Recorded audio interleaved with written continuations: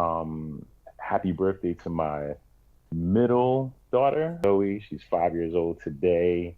Happy fifth birthday to her.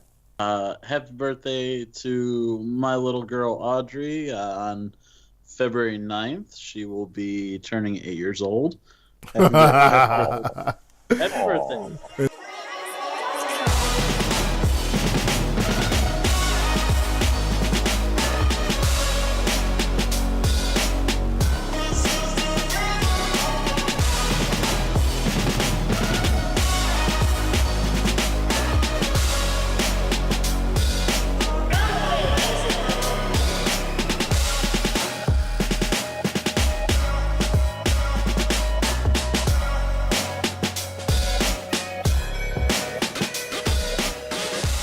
Back for the first time, geek enthusiasts and lovers of the plastic crack.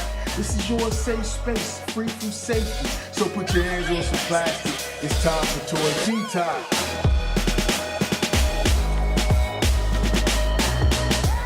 Hey, what's popular, everybody? Welcome back to Toy Detox. You know the regular routine. You are rocking with the savages on this side of the mic. You have the well-dressed nerd.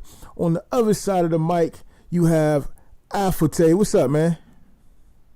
What's going on, kind sir? Motherfucking wizard of the webs.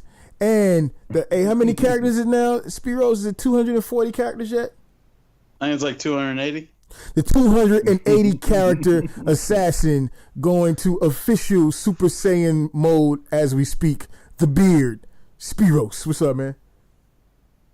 Hey, what's up, guys? Not too much. What you guys into, man? Do you still have your beard, Spiros, or you shaved it off? Yeah, actually, I trimmed it down a couple months ago, so it wasn't as ferocious, but it's starting to get back to form. So nice. Actually got a compliment today from one of my Uber riders. Like, she got in the car, and she was like, "I like your beard." I was like, "Thanks." Did she ask to touch it? Oh, she wanted to stay. She had two little ones with her, so we couldn't do anything. Oh, you couldn't get there.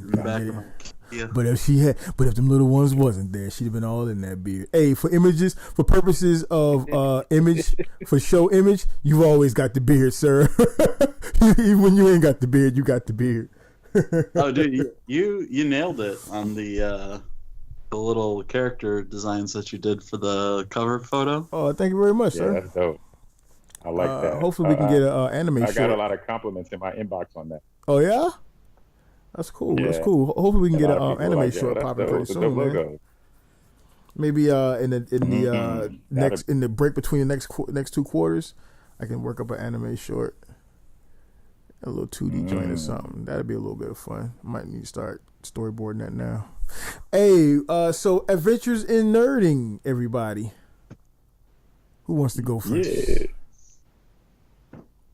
I can go first. Go ahead, sir. I mean, my adventures in nerding were fairly uneventful. To be honest with you, that's why I'm going first. I actually, in terms of purchases, the only thing I got I got two things, I should say. I got Mastermind. I'm all late to the party. Like, I'm the type of dude where, like, I don't really buy things when they first come out. I usually only buy them when they're on sale. Once in a blue, I'll buy something like day of or pre-order, like MP Sideswipe, Sunstreaker.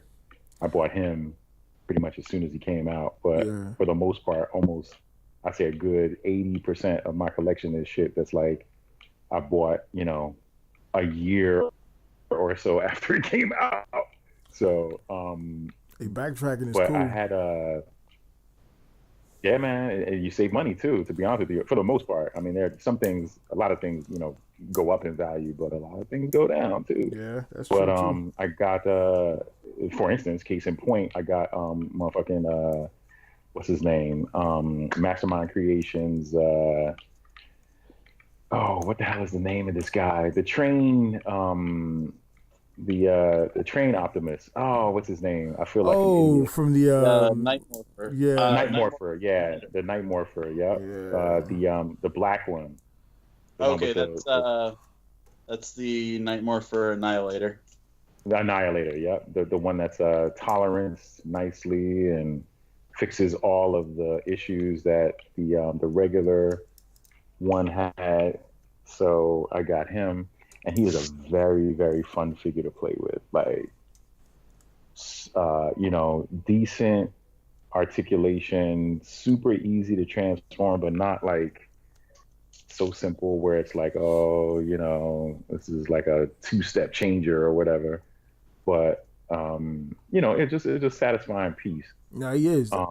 He is. Yeah, so it was pretty cool. And then I wish Tyler was on so I could hear his reaction. I got the MPF12 side swipe, which is the old size KO side swipe. Oh man. Yeah, I got that bad boy. Tyler would say you got some dick cancer in the mail then, huh? Hey, well, I mean, I'm not having any more kids, so that's a good incentive. Yeah, he's nice, man. I can't front. Like, obviously, he's not scaling with anything except for like my MPP10, and the whatchamacallit, the oversized Megatron that I'm about to get from Wei Zhang. Their original. Oh yeah, that shit is dope. I'm getting that bad boy, but yeah, I like it, man. It's a fun piece, and it lights up. The headlights light up, and the gun lights up, and they're pretty fucking bright too. The LEDs on them, blue LEDs, light up pretty bright. I like it. It's solid. It's well tolerant. You know what? That's all. That's all. Joints that matters, are, a lot better. Yeah, and it was only $40. It's oversized. Got it off of eBay. So maybe we can get a toy play video from you on it. We sure can. I don't know if the rest of the crew would. Don't nobody give a fuck what they think. Nobody gives a fuck what they think. Nobody gives a fuck what they think. Get the fucking material off. Yeah. So there's that, and then finally, I did. My daughter, she's in. She has a robotics league, a team, and they went to state championships last year, and this year we started pretty late with the team, so we're trying to kind of play catch up in terms of like building a robot and all that kind of stuff. So I did a website for them that I just finished earlier this week. So SP Tiger Tech Robotics, for anybody that's interested. Once again, that's SP, like Stanley Paul, TigerTechRobotics.com. Check it out. Help a brother out. Help my little daughter out. Yeah, you guys go and help that out. Spread the word, Yeah, so that's pretty much it. That's all my adventures in nerding. In terms of like techie, nerdy shit, that's all I did. And I got, I finally, again, this is me being a cheapskate because I got 4 kids. I just bought Forza Horizon 3. What is that? It's a racing game on Xbox, and it is absolutely phenomenal. I'm having a blast. I'm literally playing it right now. Like, as I'm talking to y'all, I'm playing the shit. And they have an expansion. It's Hot Wheels themed, so it's essentially an island that you can travel to that is a giant Hot Wheels set. And you can drive cars all over it and do all kinds of crazy stuff. I'm talking like the orange track, the blue loop-the-loops, the jumps and everything. And it is a blast. I'm loving every second of this thing. And again, crazy. Because it was, it was a lot. It's a lot of fun. And because I waited a whole year and some change to cop it, it was, and I'm an Xbox Gold member. They have like, little deals every now and again. It was only like $20, or actually it was $20, but 14 on sale. So that plus the Hot Wheels pack altogether, I think it was like $20 for a game that at one point was $60 plus the pack being an extra like $15 or something like that. So I made out like a motherfucking bandit. Patience is a virtue. Yeah, there you go, sir. There you go.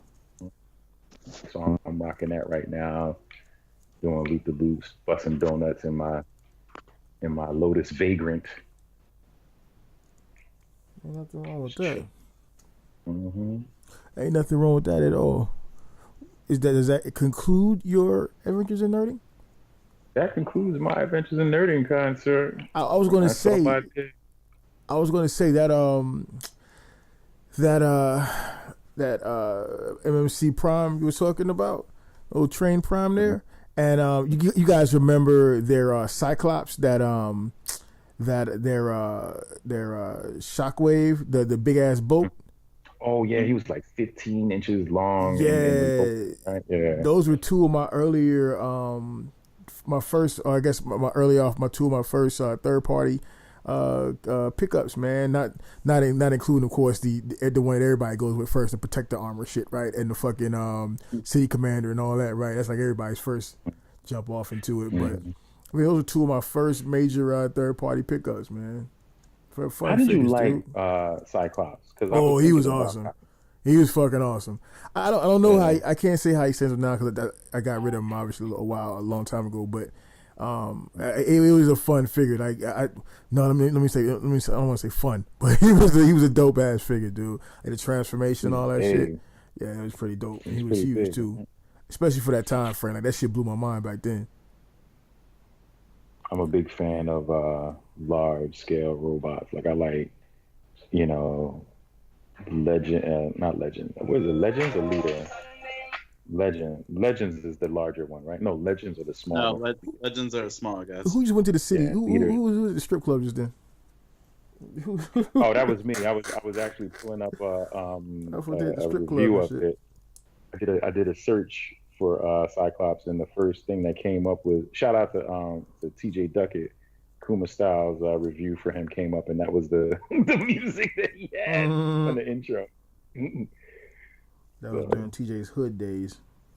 I need a rematch with that brother on Killer Instinct, by the way. Still talking about that? Yeah, wore your ass out, huh? Oh, he wore me out, bro. He wore me out. I'm not even gonna lie to you. I'm not gonna make. Well, actually, I can make an excuse. I had my kids, and they were running all over the place, and I had to find watch excuses. them. But... Finding excuses. What you got there, Spiros? How about your adventures in nerding? Hey, so let's see. Mine were pretty full. On the purchase front, I got the Fans Project, like Parallax Blue Armor for Classics Prime. Oh, nice. Or Classics Ultra Magnus, technically. It's a really underwhelming kit. I only bought it. Really? Yeah, I mean, dude, it doesn't do anything to take away from like the shortcomings of the Classics Prime / Ultra Magnus mold. I mean, the mold's like 10 years old, almost 11 years old. It's still a nice mold, huh? Almost, I want to say, okay, let's say 11 or 12, just to be on the safe side. But I mean, like it all clips on to the alt mode, because the whole idea is like they want you to be able to transform it without parts forming. So the kibble on the arms is just made bigger by the clip-on parts, and like it's super underwhelming. I wouldn't recommend it unless you are either like a diehard Ultra Magnus fan like myself or a diehard Optimus fan, and you have to have like every set, every kit like I do. And then I also got the Mastermind Creations Shattered Glass Calidus, the Shadow Ghost is what they called it. I mean, you know what it looks like. It's, Shattered Glass Rodimus colors on the MMC Rodimus mold. It's cool. I mean, I have the TFCon Canada version. That's like the Lost Light colors. I'm slowly rebuilding my MMC collection after I had to sell a good chunk of it, almost all of it, last year. And I also got the Zeta Toys. What the hell's his name? It's the Air Raid. I think it's Airstrike. Oh, hey, how do you like them, dude? Don't get ready to go in on those. Yeah, Airstrike. So, I got it for a really good deal from Justin Catfish from Totally Knocked Off. It's cool. I mean, it's definitely. You don't sound too happy with it. No. I mean, I've had a very long day, Mickey. I am struggling to stay awake now. No, I'm playing. No, it's a good figure. I mean, it's MP11 size, like MP Seeker size in jet mode, and it's definitely like I think Bobby said in his review that it feels like $100 figure for $60, and that's definitely the case. And then I also got from Catfish as well, because I'm picking up all his sloppy seconds when it comes to collecting. I also got the G Creation GDW02 Rebel, which is the IDW Prowl. Like Masterpiece IDW style Prowl. Oh man, I want that guy so bad. What do you think about him? It's awesome. Like it is spot on to his appearance in the RID comic. Like when they first did the split with More Than Meets the Eye and RID. Good alt mode. Leg transformation is a little tricky. Is it as bad as everybody makes it seem? It's not. I don't know. Maybe it's the father in me, or maybe it's just, I don't know. Maybe I'm like mildly autistic. I don't know. But like I just took my time with it, and like it's a little panely, it's a little tricky, but like it's not a deal breaker for me. Mm-hmm. So, and I mean, it's good. It's got diecast, like it's got some heft to it, and I have to support the G Creation line only because they did a silhouette of the IDW Magnus. Oh, I want to see that get made, bro. From the like the Don Figueroa design, like where he did the like kind of Bay movie faces, like with the G1 style bodies, so like and that Ultra Magnus, like when they announced that figure was, or when they showed that silhouette, I went back in my comics and I like looked at his transformation, and if you guys thought Ultra Maximus, which was the Prime, was a chore to transform, I think that thing is going to be hands down the hardest transformer to transform ever. Because like he's a blue and white trailer, and there's not like a lick of red on his alt mode, and then he has to somehow turn into a robot. Like, and I mean, like Don Figueroa is a good technical drawer, kind of like Alex Milne. He's one of my favorite Transformer artists. So like he, you can kind of see he put thought into like what the transformation would be like, and there's going to be a lot of panels and a lot of shifting, and like basically he's going to have to like turn inside out to get the red for his like torso, because you know how Ultra Magnus is. He's got like a red torso, and then he's got the blue armor on top, and he's got the red back, so like that. If it gets made, which I hope it gets made. I hope that G Creation is doing well enough with this line that it gets made. That thing is going to be super engineered, and it's going to be probably super difficult to transform. You know what? I like to see what they do with it, man, because the transformations aren't like the worst.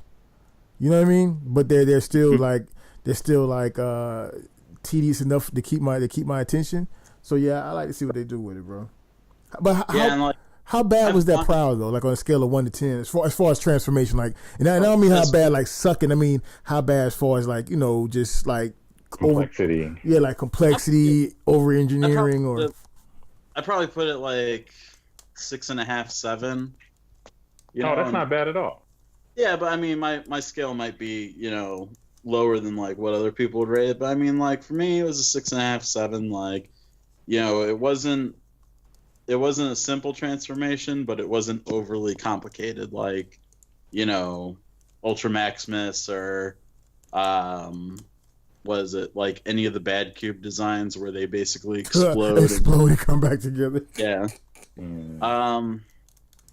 So let me think. See, I personally I like complicated transformations. I'm a big fan of complicated transformations. I am too. So just not like old like that fucking what was that shit I had? That fucking Prime that was that G Creations? That's the one I was talking about. Yeah, the G Creations. Yeah, that fucking thing. Good God. I never laid hands on that guy, but wait. Why? I would love to play around with it. My apologies, bro. My apologies, Spiros. The whole time you're saying G Creations, I'm thinking Generation Toy. I'm sorry, man. I don't know why. I don't know. You know why? Because I'm playing with a Generation Toy right now. So that's why. My bad, bro. Yeah, that G Creations Prime was horrible. That shit was horrible. Dude, I like.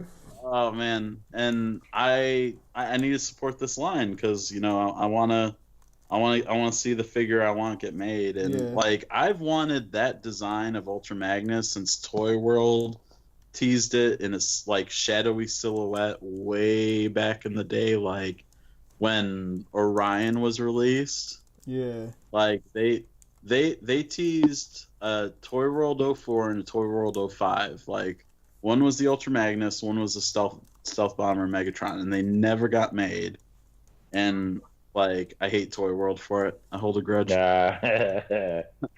But okay, so other than that, I got some Lego sets for the kids, for Audrey for her birthday, and maybe for me.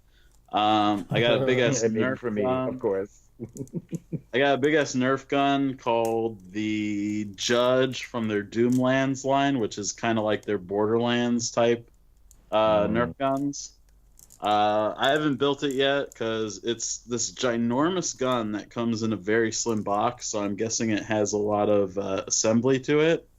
And I'm hoping to have that for one of our new toy play videos that we're trying to get up off the ground. Oh, that'd be really cool, sir. Thank you very much. That'd be really cool. Yeah, because I figure with that thing we should probably step outside the norm of just doing like Transformers or something like that. Yeah, you know, exactly. Or just reviews. Like even though like Mickey, you did a review, that's cool. Like because that's your whole. But like I think we should try to, you know, take it outside the box. You know. I don't know if you recall seeing the message. Well, you know what? Spiros tells me you don't be reading shit. No, Spiros, you don't be reading. I caught you. I caught your ass. I got you now. I read everything, Mick, and I'm not going to share internal memos with our fans. No, but seriously, you know what? But to everybody listening, just so we can make sure you guys understand, toy play is just what it is. It's toy play. So it's like Spiros just said. I did a review because you know I did reviews once upon a time when I cared about that shit. I did reviews, you know, and it's cool for me to get back for me to do it still every now and again, right? But toy play is whatever we do. It's more about each individual savage getting camera time with the audience that loves Detox and what we're doing. That's what it really comes down to, right? So I don't care if when you guys got like some Transformer underwear and you want to play your Transformer underwear, as long as it was a good video. You know what I'm saying? That's what it's all about, man. And I think and to your point, Spiros, yeah, definitely breaking outside the box. So my only requirement is that just don't be in the box. You know, go all the way outside the box, bro. Take all the freedom in that you want, bro. Do what you want to do. Yeah, I hear you. And then let's see. Let's move on from the material things. On the watching, viewing, you know, absorbing nerd culture. I forgot about mine too. Yeah, go ahead. Too That's late. all right. No, I think mine might lead into yours a little bit, so I'll save one of my viewings for last.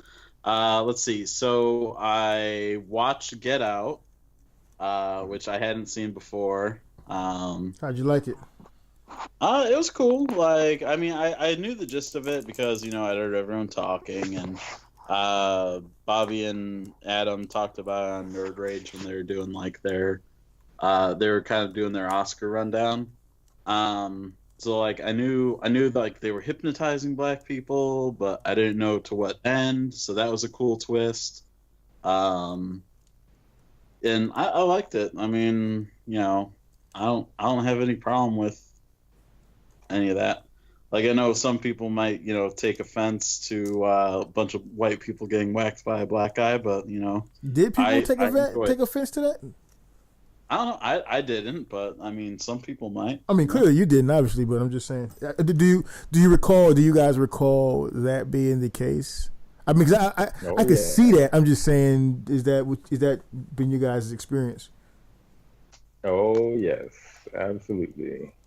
I wonder why. I mean, but at the same time, I think this is kind of a known thing about me. Like, I like to troll racists, so online, so Oh yeah, Afute, we're gonna have to call you like Nelson Mandela. Like, aren't you on a 30-day Facebook jail? You still in that Facebook jail shit, dude? I am. Yes, I am. I sure am. I got sucked into it with your trolling racists. Like, I reposted, I reposted a screenshot of a screenshot that Afute shared, and then like I sent it over to some group that this like racist redneck lady like put in her profile. So like I shared a screenshot of me sending the screenshot of the screenshot to like these people. Screenshot infinity. And then it was like screenshot is screenshotception. And it got flagged, and then I got thrown in Facebook jail for 24 hours. Like, so that's why, like, when Mickey, I was texting you, I was like, it's all Afote's fault. So yeah, I guess that was part of my adventures in nerding. I got thrown in Facebook jail for 24 hours. Now you got street cred. Yeah, now I got that Facebook street cred. So, and then let me think. I watched a whole bunch of shit. Like, I just watched Blade Runner 2049. How'd you like it?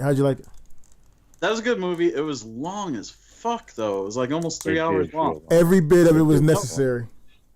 Yeah, no, I mean, because like I was watching it and I was like, how much is left in this? And I paused it and it said like 2 hours 45 minutes. I was like, holy shit. I didn't know what I signed up for when I rented that. It was a surprising, in my opinion, rare moment when Hollywood gets remakes / sequels right. Yeah. Yeah, I mean, it was good. Like, I was a fan of the original, like Harrison Ford. So, and I mean, it was a good, solid continuation of the story. Like, I thoroughly enjoyed it, even though Ridley Scott has been butchering shitting on it. No, Ridley Scott, like, butchered the Alien franchise. So I'm glad that he didn't direct. Oh yeah. Hey, I like fucking what was that one? What was the shit? Prometheus. Yeah, I legit like Prometheus. Prometheus was good for all the ideas introduced, like, but Covenant. No, Covenant was ass. Covenant was a waste. Covenant. He, I don't know. I know it's his like pet project, but keep him away from his pet because he's fucking murdering it. I wonder what happened there. Like, we can talk about that later. Go ahead, bro. But and then what else did I watch? So the Super Bowl was Sunday, so I saw the Solo trailer. Oh yeah. I thought I was watching the Bud Light commercial because the sound was down when it came on. And I don't know why, but I thought it was a Bud Light commercial until I saw the shit said Solo at the end. Okay, that's really weird, Mickey. I don't know how you got a Bud Light vibe. I don't know, bro. Fucking. But I mean, dude, I'm legit excited for that. I know that movie is like had its ups and downs as far as production goes, but like I felt just from the little bits of dialogue that we got, and there was an extended trailer released a couple days later. Like he seems to have like the Han Solo mannerisms down, Mm-hmm. so I'm excited to see that, and you know, Me too. Yeah. anything to flesh out the Star Wars universe, like I'm game for. I actually want to talk about the Solo trailer a little bit too, so let's not bury it too much though. So something that was released after the Super Bowl on Netflix, and I'm sure after taking it out, the Cloverfield Paradox. I watched that because I don't like when the first Cloverfield movie came out. I was huge into their marketing campaign because they did an altered reality marketing campaign where they had like websites, and you know you had to follow links and you know like websites to other websites, and it was all this thing like this company, this you know mining company, and then like a satellite, and it was really in-depth shit. Like it was really cool, so I was all about that. So I liked the first Cloverfield movie. I know a lot of people you know weren't fans of the shaky cam style, which was all the rage back then, thanks to Blair Witch. Thanks, Blair Witch. And like that fucking monster, because like I said, I was into it. You know, I was scraping for every bit of information. Like somebody had a model from, you know, the production company of what the monster looked like from like head to tail, and I was like, why the fuck isn't that like a statue or a figure? And then like I like Cloverfield or 10 Cloverfield Lane. That was cool. Yeah, that was pretty good. Yeah. Cloverfield Paradox. Not so much. It's just the thing with the Cloverfield movies. Apparently, they're all unrelated movies that get like roped in by J.J. Abrams and kind of squished into this universe, and they don't all fit together. But he kind of makes them. It's like Robotech. He basically keeps. He keeps assimilating movies to add into this universe, and Yeah. like I don't know, the whole time I was watching the Cloverfield Paradox, I'm like, this is a nice Mass Effect movie. Like they got the space. Yes. Station. Thank you. You know? Oh, thank you. Yes. But I mean, like I don't know, it's just they answered some questions, but the answers left larger questions. You know, and like I didn't you know, fuck it, we're gonna spoil it for people. So if you haven't watched Cloverfield Paradox, It's you a know, fucking tune trailer. out. But like I didn't understand how the alternate reality space station like was trying to kill them, you know, like because like I don't Mickey, did you see it? Yeah, I was gonna say, please put me up to speed because I have not seen that. I did not see that trailer. So Okay. so I think what it is though, No, I think what it's a whole movie that was released on Netflix. Oh, it's a whole fuck. Yeah. Okay, I'll go and watch it after this then. Yeah. Okay. After I drop my bars. Yeah. So I mean, yeah, I'll save the spoilery stuff. But No, like, fuck that, man. Run through it. I'm not, spoilers don't scare me, bro. Okay. Ain't no so, shaking here. All right, Mickey. So like they're on a space station. This is in the far future. The Earth is in an energy crisis. Like there's riots, blackouts. You know, countries are ready to go to war over energy. So they're on a space station. They're trying to create a limitless source of power through magic. You know, which is what we call science. Which is what we call science that isn't easily, you know, explained. So they fire up this generator on the space station and they quantum leap into another universe. Okay. And like in this universe the space station blew up, and like weird shit starts happening. And it seems like the space station is trying to kill them. which I don't understand how like the space station like got like some sentience, but so a lot of shit happens, and then they come back to their universe where their Earth is, and then a giant Cloverfield monster pops up on screen, completely unexplained. But I mean, it's. You don't sound happy, sir. You don't sound happy. I'm not happy because they explain where the Cloverfield monster comes from, but they don't, because they're just like magic, alternate reality, rift in space shit, but like this movie takes place like several years after the first Cloverfield. So this is a new monster? No, I mean like it's the same monster, like, or it looks the same, but like it's huge, like, because like the Cloverfield monster in the first movie they said was a baby. And, shit! Are you serious? Yeah, like I never knew that was a baby. God damn. Yeah, I mean this thing decapitated the Statue of Liberty, and it was as tall as like some apartment buildings. Yeah, I remember that shit was fucking huge. Had little monsters dropping off of it and shit. Yeah, so like if that's a baby, think of what like the parent is, because take a 12-inch baby and then take a 6-foot human and then apply that scale to giant building-sized monster. Like, the shit's crazy. But like, I gotta watch this shit now, man.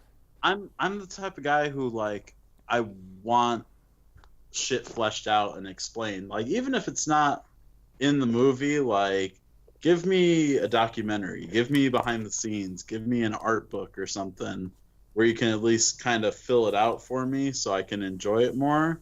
Because like especially when it comes to sci-fi, I like shit to be explained. That's been my personality type since I was, a young lad. Now, see, I would think, since we talking sci-fi, I would think that, you kind of build up, or anybody that's a fan of sci-fi movies, you get your good sci-fi movies, but more than most times, you get your bad sci-fi movies. So I would think you would build up like some leather skin for like, bad storytelling or bad graphics. Just those certain things that come along with sci-fi. You know what I'm saying? Yeah, I mean, I don't know. I am who I am, Mickey. I accept you for who you are. You were born this way. You woke up like this. You woke up like this. So I think, I haven't read anything. Did I say? Oh, you know what? I watched the Mountain Between Us with Idris Elba and Kate Winslet. How was that? It was all right, like, for a chick flick, because, and it's funny because like I was talking to my ex, like, because we were talking when we were exchanging the kids, and I saw the movie in her foyer, and I was like, oh, how was it? And she's like, it was good, but like, everybody that I watched it with, like, didn't get the ending. And I was like, oh, this is a challenge. Like, I want to see if I get this shit. So I watched it, and, like, it was good. Like, I have a crush on Kate Winslet going back to Titanic, like, hey, she's been in a lot of shit. What else has she been in? She was in Eternal Sunshine of the Spotless Mind. Yeah, I didn't watch that one. That's a good one. Good damn I've heard really great things about it. I never watched it. I want to say she was on like The Holiday with like Jack Black, and didn't watch that. I don't know, some chick flick, but I don't think I never saw that because I don't know any of the other people in it. But I don't know, man. Like, something about her, I'm about it. Maybe ain't nothing wrong with that, bro. Ain't nothing wrong with that. Even though she like plays an American in this movie, so she doesn't have the British accent, but. Whatever. So I mean, it was good. Like, and I got the ending. I understood it. Like, but it's not like my ex and I are gonna reconcile over a movie. Hey, you never know. Sometimes, bro. You never know. Some movies got that magic, bro. Some movies got that magic. Some wounds run too deep, Mickey.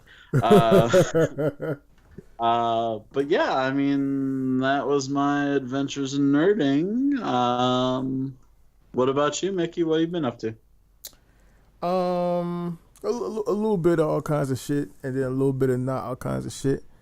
I was on. I got to go and sit up on Realm of Collect Into the Realm this week. That was pretty cool, man. You know, so nice. a couple weeks ago, or maybe 2 weeks ago. Yes, a couple weeks ago, I was having these feelings, right? Like feelings, right? And I was like, man, why the fuck am I feeling like this, right? And I was like, I've been enthralled in this whole thing with like going through all this little financial situation we've been in and shit, where I've been like I've been steadily grinding, right? And that's been it. No room for nothing else. If it wasn't a part of grind, I wasn't, you know what I mean? Like no groups, none of that shit. I pop in and out the chats and shit like that, but I have been like, you know, chained to the frustration and stress and dealing with everything I had to do and overcoming and all that bullshit, right? So as we're coming out of it and things are kind of getting better and my forehead is kind of loosening up and the veins are kind of going back down, you know what I'm saying? There's like freedom has been coming up, right?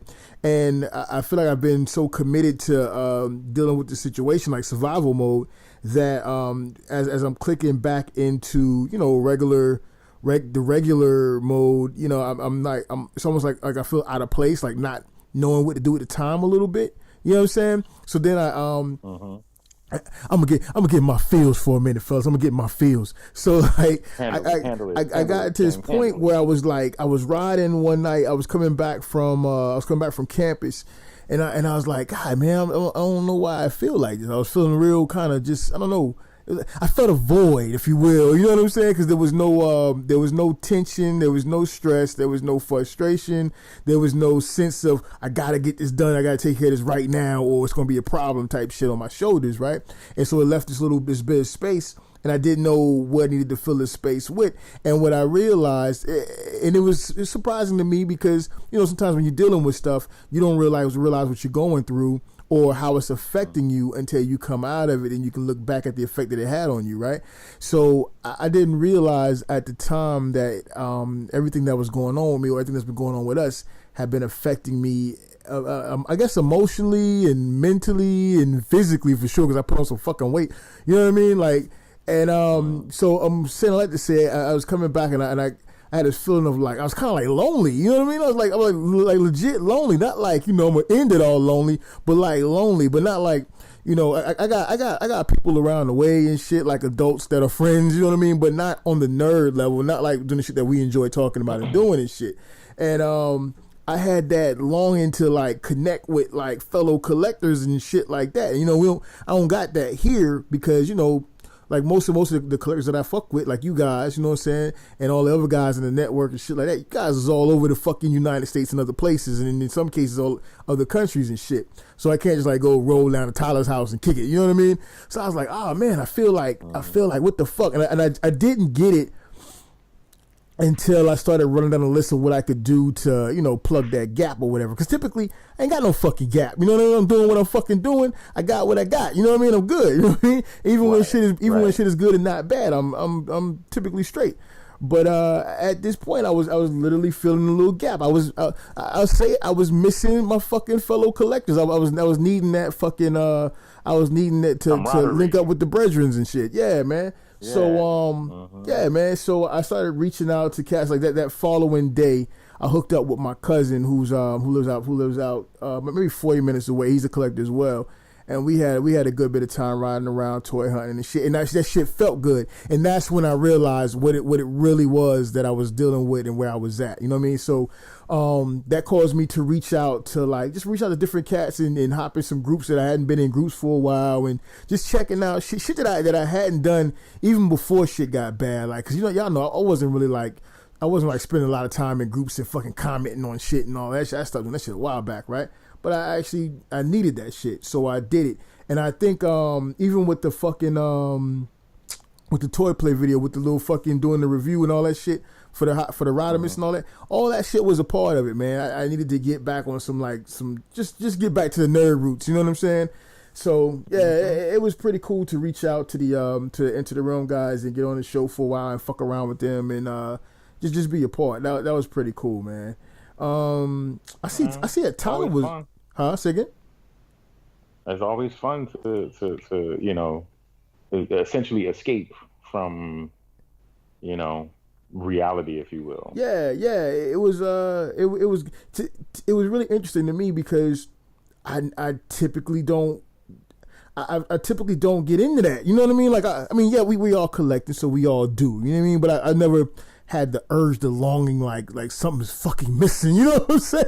Like, so it was cool to get that bit, man. It was really cool, man. And I want to send a shout out to the guys at in the realm, man, for having me on. I really appreciate that shit. That shit was therapeutic, man. Yes, it is. Awesome. Me and the wife, we went and saw the Winchester over the weekend. You guys familiar? It's oh yeah, with the Winchester House. Yeah, it's a new horror movie that came out. It actually was, I think it's PG-13, but it was actually pretty good. I mean, you know, you think horror movies should be fucking rated R. Yeah, it was pretty good, man. It was pretty decent, bro. See, I visited the house one time. Oh, man, you can never kick it. The ghosts are on you. So what now? Yo, that house is insane. So it really is built like, I mean, they say it's true story, true house, but it's really built up like that? The house is really, I mean, it's if you put it this way, if you go in there without a guide, yeah, you will be lost, like, and you might not find your way back out. Wow. Like it's insane. So for everybody who hasn't seen the movie and knows nothing about what we're talking about, right? The Winchester is based on supposedly true life events. This haunted house in what was that, like Connecticut or some shit? Nah, California. It's in California? It's in California, yeah. The Winchester House is in California. Oh, my wife was talking about some fucking. Okay, so it is based. I guess the woman was like the owner of that Winchester rifles and firearms and all that shit, right? And so she had like some kind of inherited thing when her husband died and shit. Well, based on the movies, I don't know what the real life story is. But so she was like in touch with all these spirits or some shit, and the spirits was coming to her, and they had her building on her house to the point where the house was like just fucking enormous with all these different rooms and shit like that. But it was crazy. So like you actually went inside of that shit, though? Yeah, I went into the house. I visited the Winchester House, and it is really like labyrinth. Like, it's crazy. Like, it's like mall big, or how big is it? I would say it's like, you know, average, and I say average, right? There are no such thing as, most of us don't live in average mansions, but it's about an average mansion size. Like, it's about the size of a New York, maybe half the size of a New York City block. Damn. So it's pretty big. But man, when I tell you, like, it's crazy in that house. Like, as soon as you walk in, there it's just like rooms upon rooms and doors that go nowhere and steps that, you know, go up into the ceiling, and like, it's crazy because it was meant, like, the house was meant to confuse the spirits of the people that, you know, the Winchester rifles had killed, right? So on purpose, it's nuts. Like, it's crazy. And if see, that's a twist. That's a twist from what the chick was saying in the movie. I want his real shit. Go ahead, man.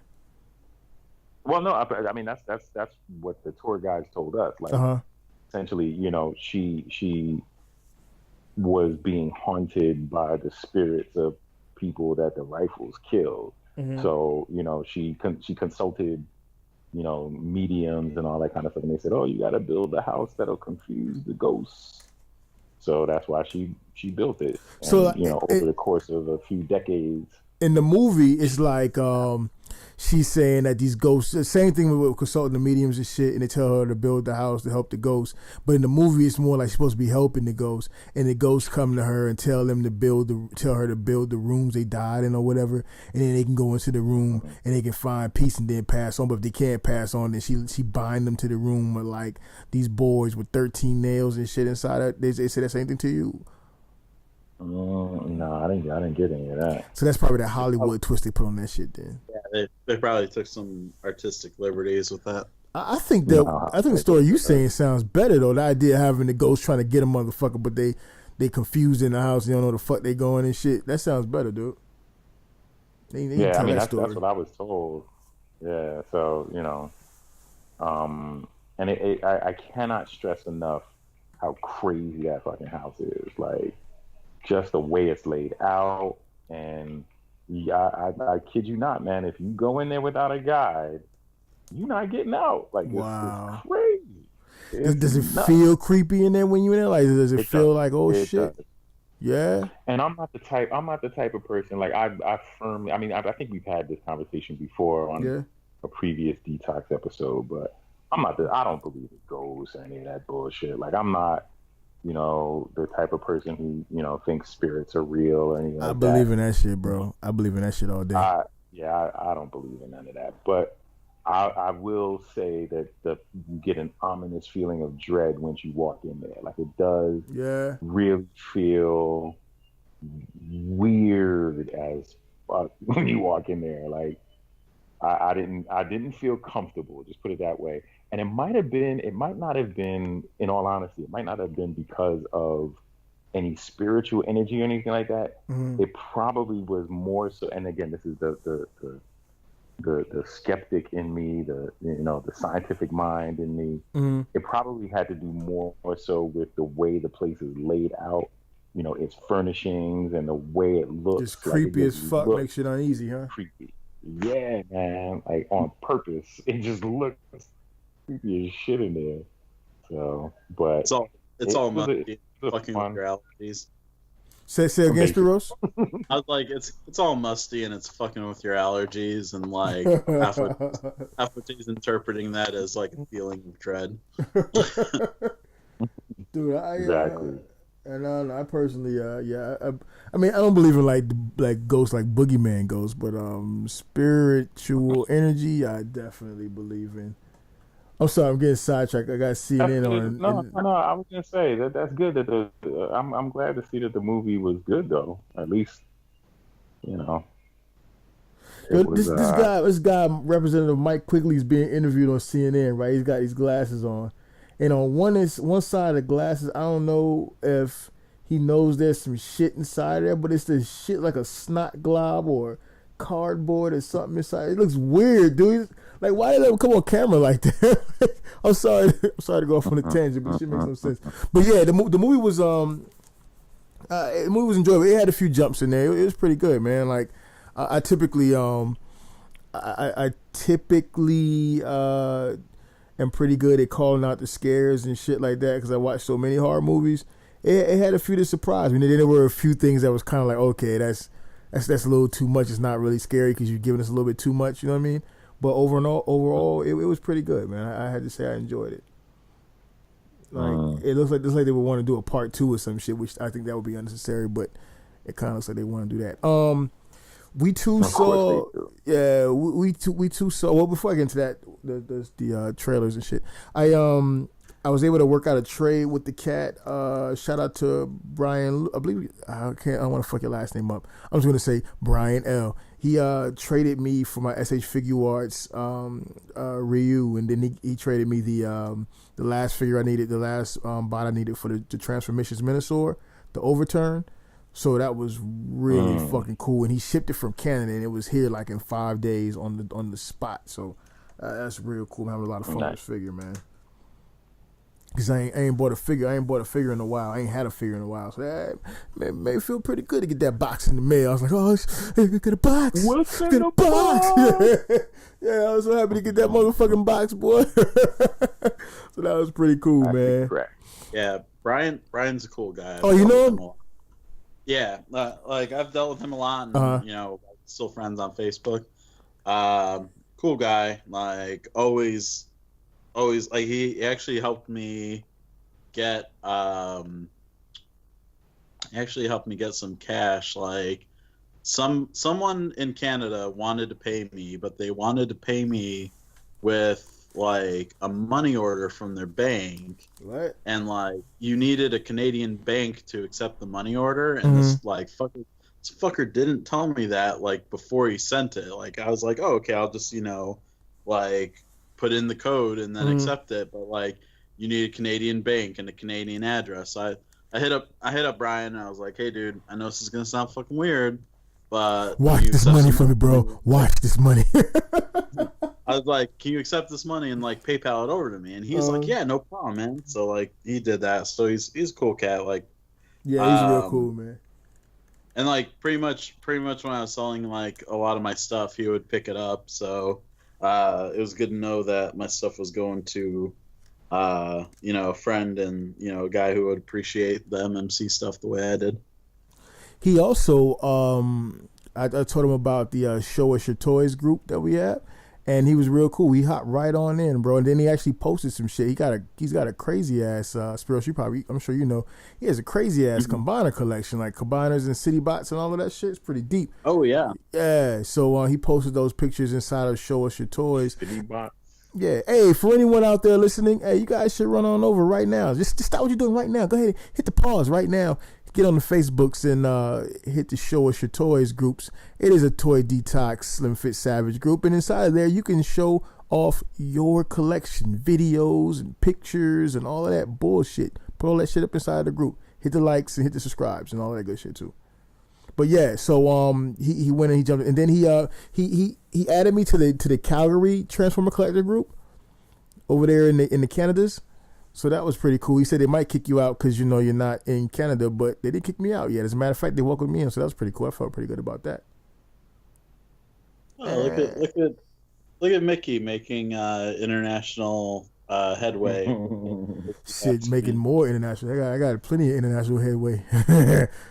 So what else though? So and then let's get to the trails and shit. So we watched the game. Let me just say, as a person who lives in the state with a team that is the Bird, let me just say that my Falcons feel avenged, even though we haven't been able to avenge it ourselves.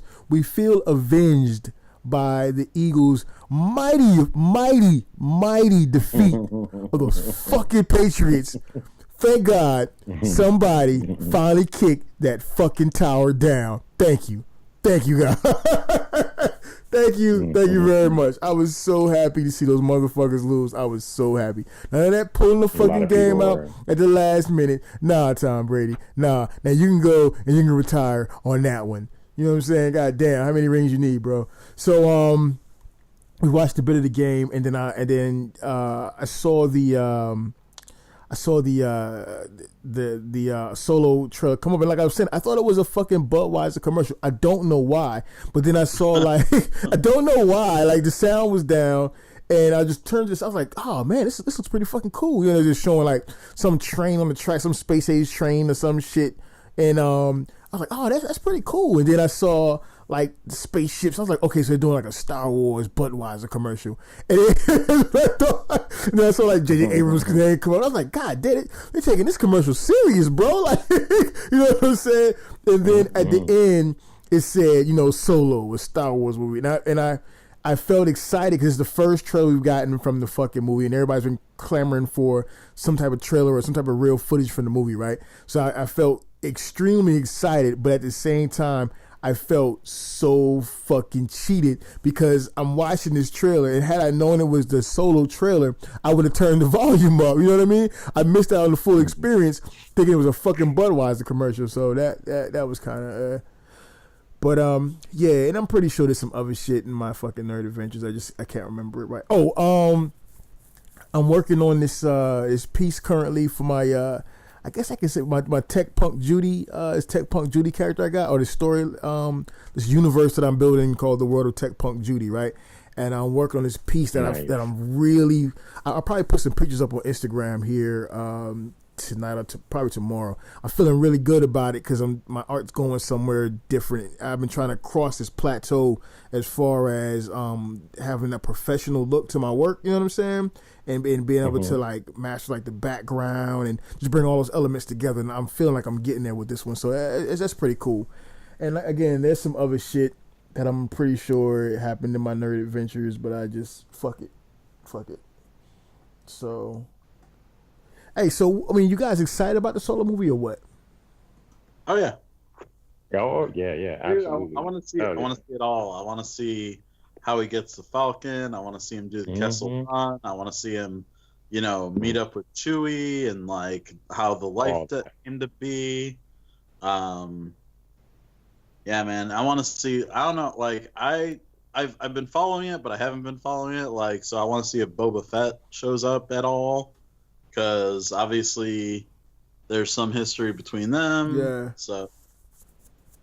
So who's supposed to be the antagonist in this? Probably the Empire. Yeah. Well, the Empire is the ongoing antagonist, but I would think they would have like, I'm saying as far as the main, because it's not going to be like Darth Vader. You know what I mean? Like, so it's, and any chance you think like you'll see like him dealing with Jabba the Hutt at all and shit like that, with the Hutts and all of that? Would think so. Would think so. Maybe. Probably. Yeah. It depends. It depends on like how far past him acquiring the Millennium Falcon they go, because like is it going to be encapsulated in like a couple months, or is it going to be like over many years? So like I want to see where they go with it. Another thing is like Han Solo was like, okay, so he's doing all the fucking like, he's like a smuggler and shit. I don't think he dealt with that. I mean, I don't recall him being that tied to the Empire. I mean, the Empire was a scourge on the whole fucking universe and all that shit, of course, because they are the established government, I guess, or the powers that be, right? But how I always thought that he had more dealings with like the gangsters and all that kind of shit. Maybe like the police or something. I mean, it's also like the big thing that the reason Jabba was after him was because he dropped cargo like when an Imperial cruiser showed up. Mm-hmm. So, like he's had his run-ins with the Empire, and I mean from the look of the trailer and from what I understand is he's actually signing up at the Imperial Academy. Wait, what? Exactly. Like because he says he wants to be a pilot, like the best in the universe. So obviously maybe he gets put on sanitation duty or something. I don't know. And then he goes rogue. I don't know. But no. I know intended. Like Woody Harrelson plays his mentor, and like in the extended trailer, he says he's putting together a team, and it shows like Han Solo and I guess his love interest in the movie, and Childish Gambino, cheesing out looking like Lando. Mm-hmm. So a young Lando. Hey, big ups to that dude, man. He's all over the place, yo, and he's doing a lot, yo. Dude, he is so fucking talented. Yeah. Like, aside from being an actor and all that, like, dude, he's an actor, he's a rapper, he's like... Shit, he's a singer. He's an apparatus singer. He actually is a singer. Like, he's got pipes. But man, like I've listened to, like, a buddy of mine shared like a freestyle he did during an interview, and man, I can't remember it, but like he rhymed 2 words, and I just was like, I couldn't wrap my mind around how he rhymed these 2 words. Like, I was totally blown away. And like I went and commented on my buddy's, status on Facebook, and he's like, "Yup." Yeah, dude's really talented, man. Like I was I don't even know why I was listening to his, like, not that it's a bad thing, but I was listening to some of his stuff within the last week or two, and it led me to listen to his newest album, thinking it was going to be a rap album, and it's more like some funk type Parliament, new age. So I was like, wow, and that's how I didn't know the guy could sing. I was like, oh my god, this guy is crazy talented. So yeah, that's just crazy, man. Yeah, shout out to that guy. That guy's doing good for himself, man. He's doing good for himself and for Atlanta. Who doesn't want more Lando? Like, they're Star Wars. The same people who don't want Black Panther. When the we're gonna get to that. We're gonna get to that. Oh man, are we gonna talk about that Facebook group? Definitely, we're gonna get to that, dude. Oh my god, dude, I joined that shit today, and it's fucking hilarious. Now it's a satire group, though, isn't it? It is, but like, all the Hoteps and Xerxes are in there, like, beating their chests, and I'm just running around commenting like, how are you guys not getting it? Like, there's a lot of hate for that movie. Like, they was talking about Facebook had some dude, some alt-right cat had a fucking he had a Facebook invite for motherfuckers to go and bring down the Rotten Tomatoes score for that movie, as well as some other. I think he did it for the last Jedi as well. And his reason for the Last Jedi was because they forced too many, according to him, they forced too many women into the story and blah blah blah blah and all this shit. A lot of fucking hate, man. Like, I just. Now, Fuck boys. Let's talk about this group, bro. Like, who wants to lead off on this group thing, huh? All right, yeah. Start talking about Spiros, go ahead, because you've been in there. I've not been in there dude, yet. This group is something else, but all right, dude. Okay, it's obviously like a satire troll group because the guy who created it, his name on Facebook is Wade Wilson, which like. Wait a minute, I know this guy. Hold on. Hold on. I think I got this guy in my friends list. We've communicated before. Continue, please. I gotta go check the situation out real quick. Oh, you were serious? I thought no, I'm not playing. I'm serious. I got a lot of connects on this Facebook shit, man. And I need to. That's fun. Whittle that guy out if that's the case. But go ahead, bro. Go ahead. All right. So this guy, like, where the fuck is he? Sorry. There he is. Okay, Wade Wilson too. All right, so he has created other groups, and like one is like chubby furry like sex love or some shit like that. And then like one is like try President Obama for treason. And then there's another group. It was like some college like freshman who she got kicked off the team for like a racist video. Yeah, and it was like, he started a group for like her support group network or whatever. So I mean, this dude's obviously just trolling, to get he's a people. heavy troll. Like, and I mean, like, it's just it's sad to see so many quote unquote like woke people, run into this group to be like, you're stupid, blah blah blah, like. Crazy white people being racist, like, and it's like, guys, this is exactly what he wants. Like, you like, it's like a dog whistle for, like all these, like I said, Hoteps and Xerxes, and for any listeners who are not familiar with those terms, Afote, I'm sure you can elaborate much better than I would. Well, Hoteps are basically, these like super like Black Power, like the white man is the devil, like white people are a mistake, like we're like those guys, like the guys who dress like Power Rangers and stand on the corners in Manhattan yelling in microphones, Hakeem, turn to verse 7, chapter 2. Like those guys, those are the Hoteps, and the Xerxes, I would assume, are the other version, like the white version of them, right? No, Xerxes, like they're it's just another name for like Hoteps, but like they're all, they're like, it's the same thing. Like, like the white man is a genetic disorder, you know. Yeah, exactly. A genetic mutation. Right. A genetic mutation. Yeah. They're basically like they're idiots, is what they are.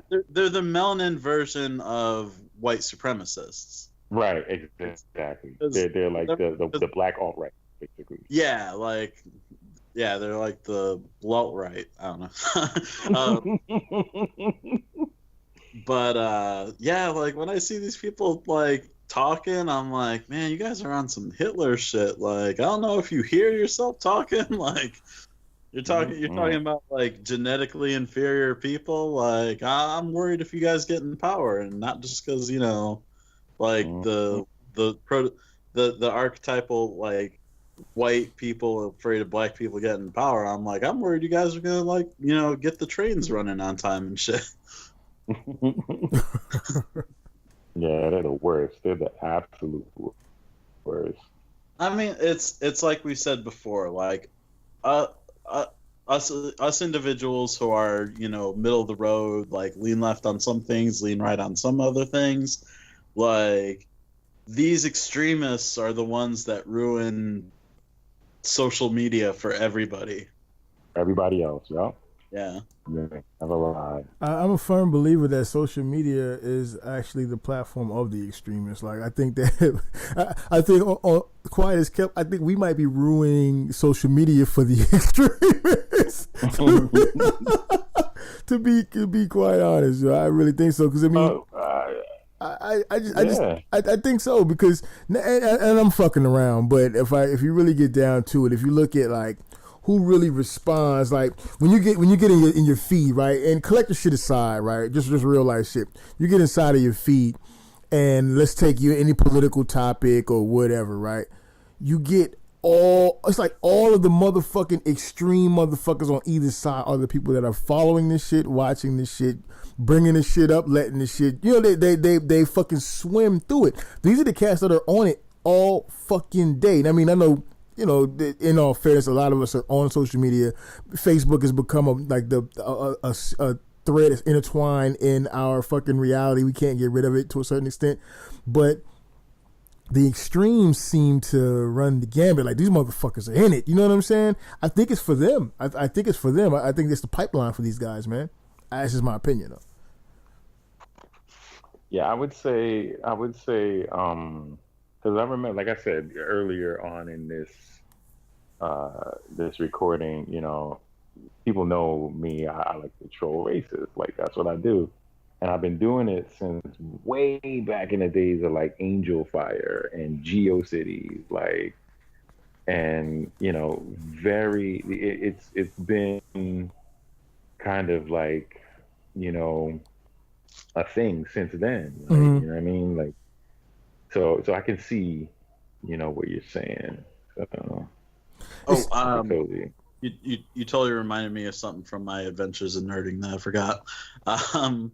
I watched the Netflix documentary Andy and Jim, about Jim Carrey when he was playing Andy Kaufman in Man on the Moon.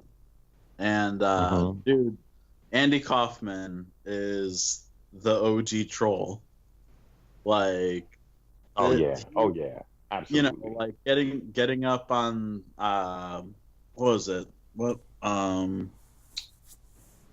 Ed Sullivan, or like, whatever show that was, and like lip syncing to Mighty Mouse whenever, and then like, I don't know how familiar you guys are with like Andy Kaufman, but like had Tony Clifton, him and his buddy Bob Zamuda. You got Bobby on the brain.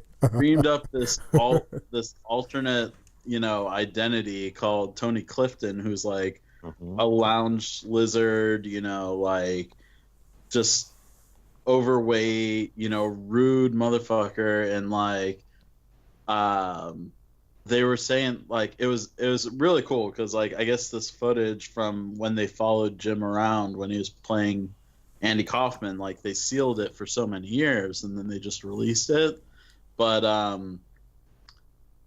Jim Carrey and Bob Samuda actually trolled the Playboy Mansion because Jim Carrey got an invite to the Playboy Mansion, and they were like, "Well, Jim's not going to be available this weekend, but Tony Clifton, could come in his place."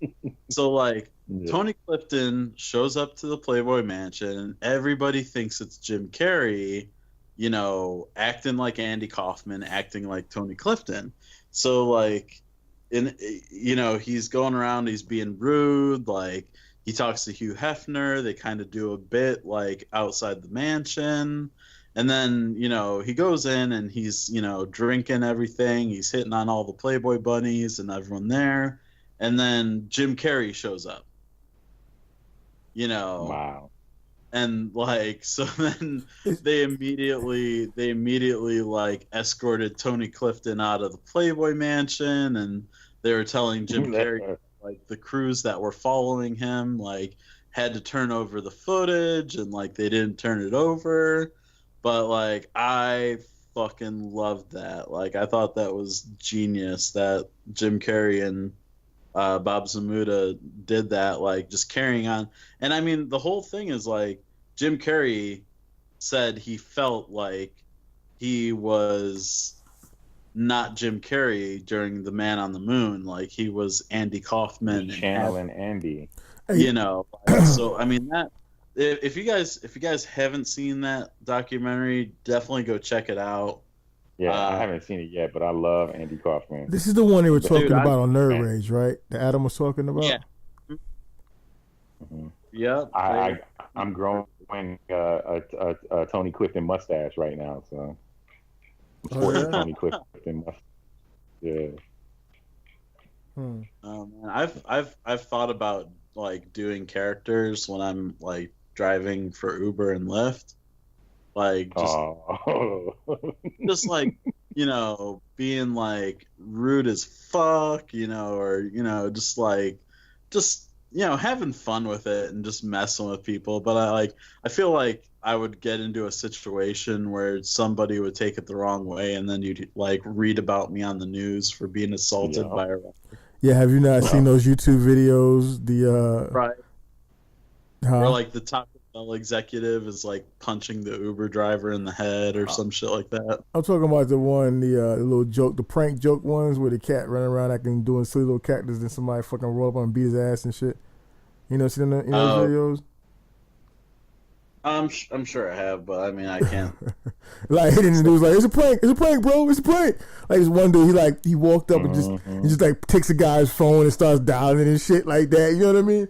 They turn around and start beating the guy's ass and shit. I don't know how those. I think it was a situation where one of the guys actually got shot and killed or shot and just hurt bad or something like that on one of them pranks. Nah, he almost got shot. Did he almost get shot? He almost got shot. Yeah. They didn't.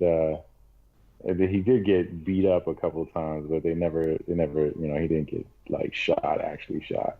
That shit is crazy.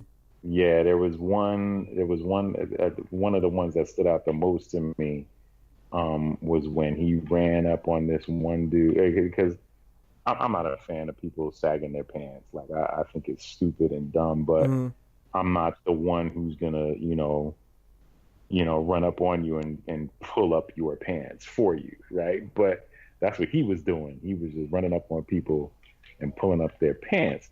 So he did that to this one dude, and the guy had a gun on him, and the gun fell out of his waistband. Oh yeah. So, yeah. And so he it looked like he was about to catch one. And he was like, "It was a prank. It's a prank. It's a prank." And and I literally almost shot him. So I was watching one he did, and I can't remember what the prank was. All I remember is he rolled up on the guy and did something, and the dude just started busting his ass. Like he started punching him on the face and shit. And his head was just bobbing back. He was scared. I don't know if dude just wasn't hitting him hard enough. I don't know, but he just kept on. Some people take umbrage with that guy and his crew because they only seem to do these prank things in black neighborhoods. Yeah. So, there's that whole thing. So yeah, he does seem to be disproportionately in the minority neighborhoods. Like I saw him hit a couple like of our Spanish brothers. You know what I'm saying? Almost stopped his ass out too. That dude's pretty brave, bro. I would have been stopped. I'd have been like, you know what? After that first time, like, this shit ain't worth it, dude. There ain't enough likes and subscribes on YouTube for me to continue to do this shit. Wasn't it, going back to Andy Kaufman, wasn't Tony Clifton on Taxi? Wasn't he like a recurring character on Taxi or something like that? Oh, hold on, shit. Sorry, hold on. Actually, you know what? I should just Google it. Okay, wait, can you guys hear me? Yeah. Fuck, Spiel. Yeah. Now Okay. I gotta edit this shit. I think he did have a couple of cameos on Taxi as well. Yeah. Andy Kaufman is funny as shit, yo. He's gone too soon, that dude. Yeah. Oh boy.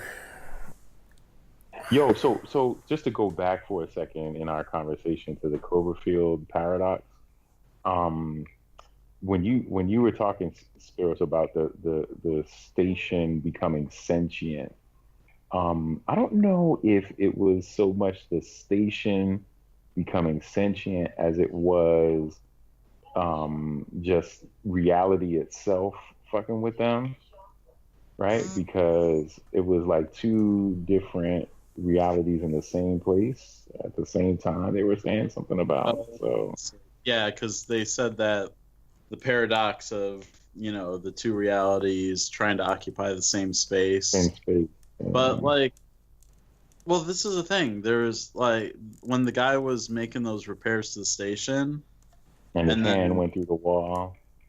Well, no, before, it was after that. Like, the guy was making the repairs. Oh, with the magnetic, the magnetic putty, and then like what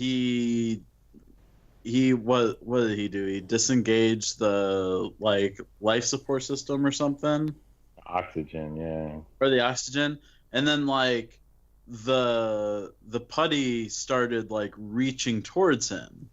Yeah, you know what? You're right. Yeah, you're right. And it looked like it wasn't just, you know, some, you know, it was purposeful. Yeah, like it was trying to grab him. So word. Yeah, but I mean, dude, it was a good sci-fi movie. I mean, I just don't know if it was a good Cloverfield movie. Right, exactly. If I had to give it a scale, to be honest with you, I'd give it like, on a scale of 1 to 10, I'd give it a good maybe like 6. Yeah, that's what I was thinking, like a 5 or a 6. Yeah. Like, especially when you put it up against like the other Cloverfield movies, you know. How was the production quality on it? Oh, it was phenomenal. The quality was on point, but like, it looked good. It looked good as hell. Like I said, it would have been a nice Mass Effect movie. Like the suits looked like really, you know, well done. And but dude, okay, Afate, there's that one point where they were trying to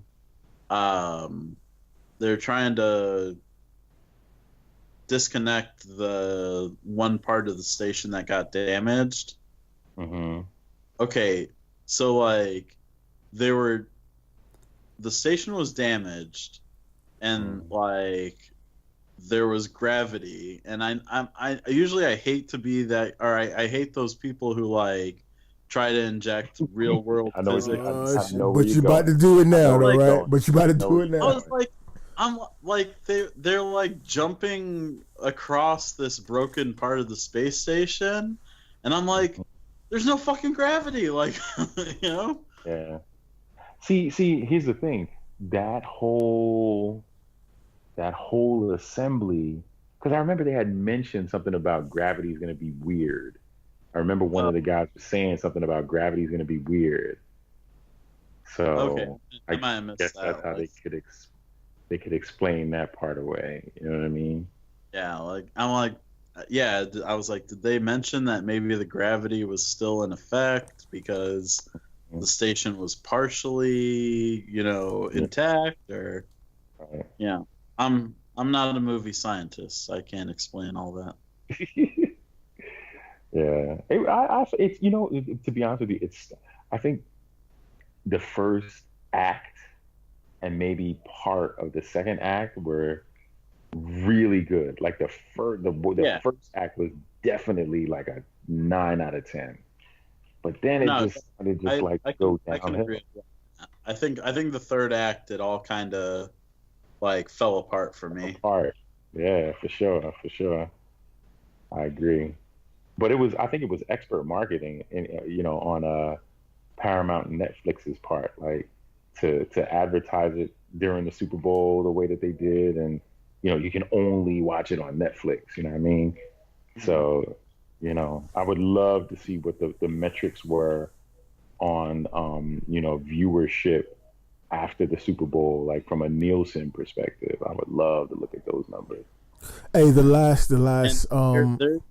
there's going to be another Cloverfield movie like coming in October, I guess. There's supposed to be a couple of them. It's supposed to be World War II. It's supposed to be set in World War II, and it's a zombie flick. Yeah, which that should be interesting. Like we'll see how that ties into the Cloverfield deal. Like, but I'm saying though, like I thought that all the Cloverfield. I'm surprised that this one was on Netflix, because my understanding was there was going to be a bunch of these motherfucking Cloverfield movies. None of them were going to be interconnected, but it was going to be a Cloverfield universe in name only, I guess, and maybe the monsters were going to tie them together. But I thought they were all going to the theaters. So I wonder how they put this Netflix thing down. Well, this movie apparently had trouble getting released, like, because I don't know if it was, the company not wanting to. They didn't have faith in it. They didn't have faith in it. It didn't screen well, and they kind of figured it wasn't going to do well in the box office, which they would have been right, because if they would have released this as like an actual standalone movie, it wouldn't have done well from a numbers perspective, because it wasn't that good. It was okay, but it wasn't that good. It definitely didn't hold up to, the other movies in the Cloverfield, whatchamacallit. But so they decided to just drop it on Netflix one time real quick. So now I wonder if they're going to count this as an official portion of the Cloverfield universe, or it as is. far as movie It's releases. official. Yeah? It's official. Yeah, it's official. It's canon. And I guess it's easy for them, because since none of them really are connected, like it's not like really, they're not like interwoven. I guess they can just do what the fuck they want to do. It doesn't really matter, huh? Okay. All right, Cloverfield, we see what you're doing. This one tries to explain like where the monsters came from and stuff like that. I shouldn't say it tries to. It does. It does. It kind of gives you an idea of why the monster exists, and to jump on, or to piggyback off of what Spiros was saying before in terms of size. Like, this motherfucking monster is huge. I gotta see this shit, dude. I gotta see this shit. Way bigger than the monster in the Cloverfield, the first Cloverfield movie. Way bigger. Like, yeah. Like, when you say way bigger, how much fuck? Because that shit was fucking huge. How much bigger can it be? Way. It came up above the. Huh? Oh, I was gonna say, Mickey, we want to leave at least one surprise for you when you watch the. I don't need no stinking surprises. I'm about to go Google it now. Google it. Or you know what? Just start it up on Netflix and then fast forward to like the last like 5-10 minutes. Oh wow, is it that bad? No, it's just like if you want to see the monster and the eyes, then go to the very end of the movie, like the last like 5 or 10 minutes, and then like you'll see it, and you'll see the size that they presented in that movie. Huge. It's humongous. It makes no sense how big this fucking thing is. I'm trying to see if I can find an image online of it right now. Yeah. so I can get an idea. Like I can see I'm seeing the head. It's an ugly ass monster. I mean, it looks just like the same creature as we saw before. It looks the same. Hey, ain't that the guy from Friends? The guy from Friends is in this shit. Is the guy from Friends in it? Is that? Well, I'm on Google Images. He might not be in it. It might just be. I know the guy who played Baron Zemo in Civil War is in it. Yeah. Why the fuck are they showing? He plays a good part too. He does well. The actors all do well with their parts, but it's just all kind of cliche. Like you got your scientist that nobody trusts. You got your comic relief. You got your stoic captain. Oh, bro, those are requirements for your sci-fi movie. You got to have those roles. The zany Irishman. Like that, yeah. Hey, what do you guys think about so Black Widow is going to be getting her own movie. Scarlett Jo, they're finally giving my baby the respect she deserves. What do you guys think about that? Scarlett Jo. I'm glad. Listen, I will watch Scarlett Johansson do anything, but I feel like it's too little too late. Oh, I hate when people say that. Okay, continue. Make your point. Listen, they should have done this shit earlier in the Marvel Cinematic Universe. Like, I don't understand why they waited so long to do it. Like, I can tell you exactly why they waited so long to do it. Wonder Woman. The misogynistic motherfuckers that run Hollywood was like, no way, she's gonna. And then they probably those little films she did, Lucy and what's the other joint she did, the motherfucking Ghost in the Shell. Those are all like and even what was the one Girls Night or Bad Girls or whatever the fuck that was she did, the one she did Bad Moms. No, not Bad Moms. You guys, that's the other chick. What's her name? What's the movie? Well, it's kind of this. No, it's not even the same idea. She's out on her doing her bachelorette party or some shit like that. God damn. Whatever it was. Though I think those were all like trials to see how she could do as far as drawing a crowd. Even though she already had she's already got a fucking acting cred, right? But I guess they're trying to like see what she can do on her own as far as drawing her packing out that box office. But explain to me why you think it's too little too late though, dude. Oh, because like you're misogynistic. Yeah, that's it. Misogynist. You're mansplaining right now. Like she's okay. Like Black Widow and Hawkeye aren't overly interesting characters as it is. Why do you say that? Why do you say that? Huh? I said, why do you say that? Well, just because like they're the normies on a team of all these superpowered people. Okay, Black Widow's got some variation of the super soldier serum that lets her, kind of, tussle with all these people. But like she's not on Steve Rogers level. It's okay, and it's funny because there's a meme that is from Civil War where it shows Black Widow with everybody on Iron Man's side. Everybody's either made of vibranium or armored up except for Black Widow. And it's like the meme is like that moment you realize you're the only motherfucker not wearing armor. But she fought Clint though, you know what I'm saying? And she didn't die. The guy with the armor ended up getting his back snapped. That's true, but he went up against it. Well, he didn't technically. He got shot by Vision. Vision was drunk. Vision was drunk shooting and shit. He was shooting lasers under the influence and shit. Vision's junk like twitched when Scarlet he shot a millimeter off, But like it would have been a better story to be told in like phase 1 or phase 2, when they were establishing the universe rather than something that would be, I guess, after Infinity War, it's going to be Phase 4. I think Yeah, that. I mean, I guess. Go ahead. No, go ahead after because I'll probably. No. You go first. You go first. Well, It's all good. I was going to say that my opinion on this type of stuff, right, is it all comes down. Okay, you got you got a known character, which is her. You got a known actress in the role. She's established herself in that role, right? And then we have feelings where we're emotionally invested into the Avengers and all those characters in that movie and in that franchise, right?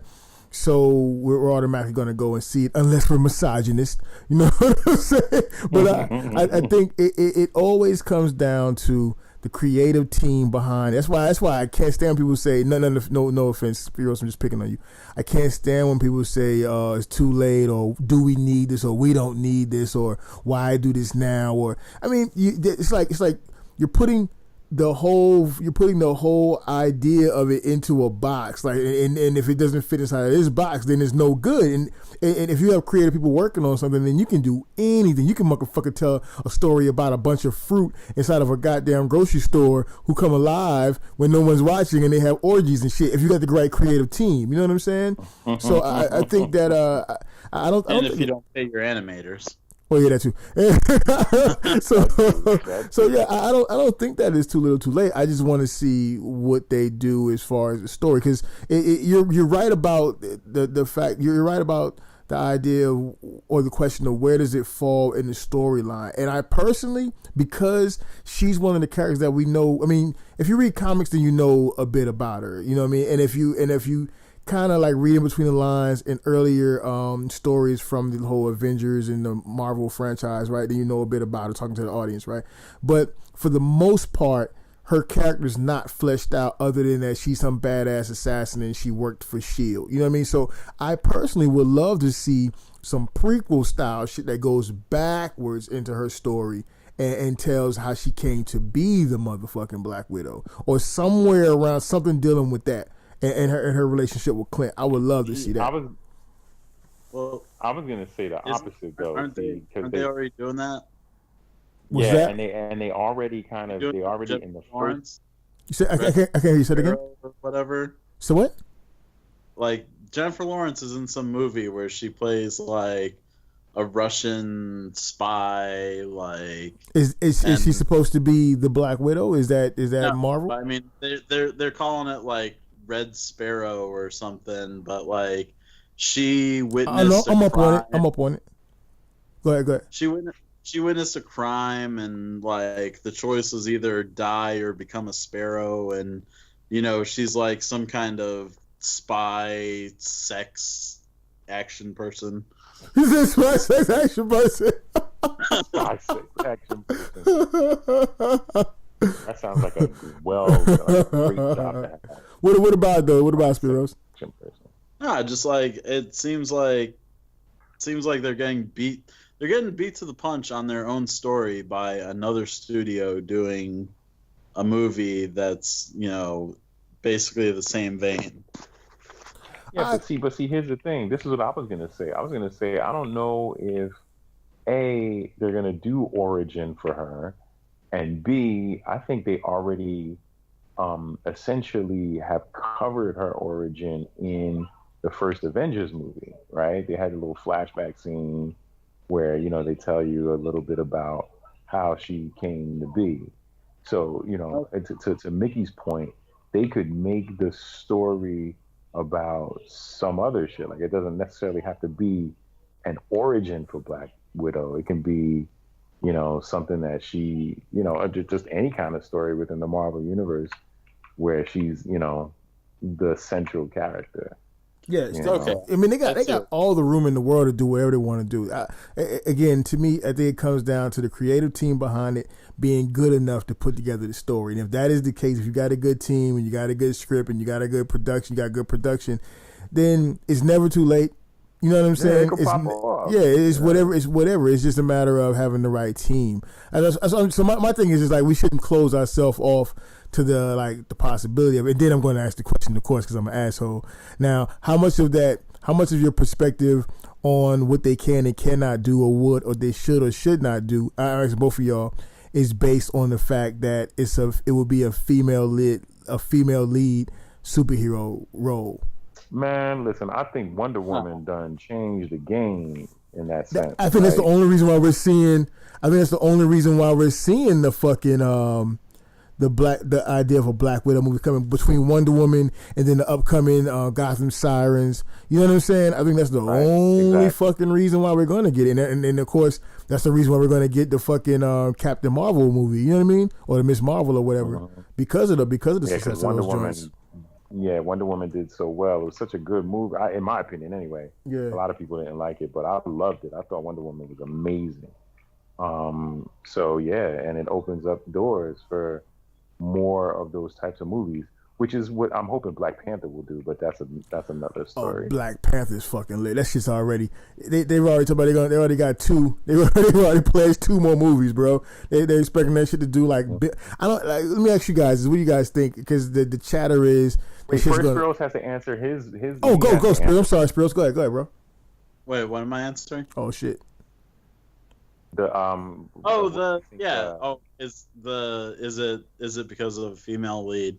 No, I don't. It's not because of the female lead, because I watched Ghost in the Shell, and like I was enthralled with that movie because ScarJo was in a tight ass bodysuit, flesh colored. Kiss that black chick. Oh yeah. That, but yeah, all day. Yeah. I fucks dude, with I don't like ScarJo, man. I'd watch her. I'd watch her like doing a cooking show, like you know. Yeah. By the way, and shit like that. Guys, you know?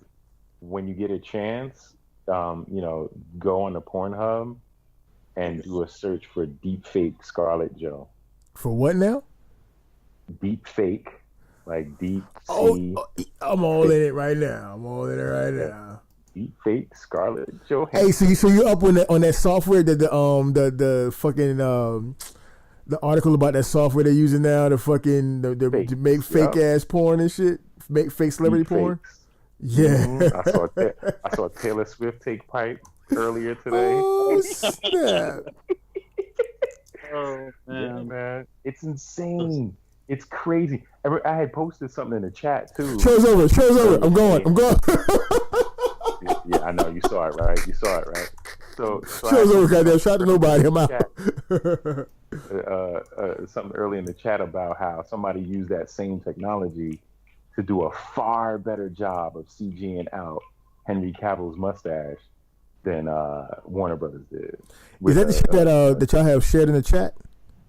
Yeah, I had shared that in the chat earlier. Like, it's insane how good the technology is. It's to the point now where you can't believe shit you see on the internet.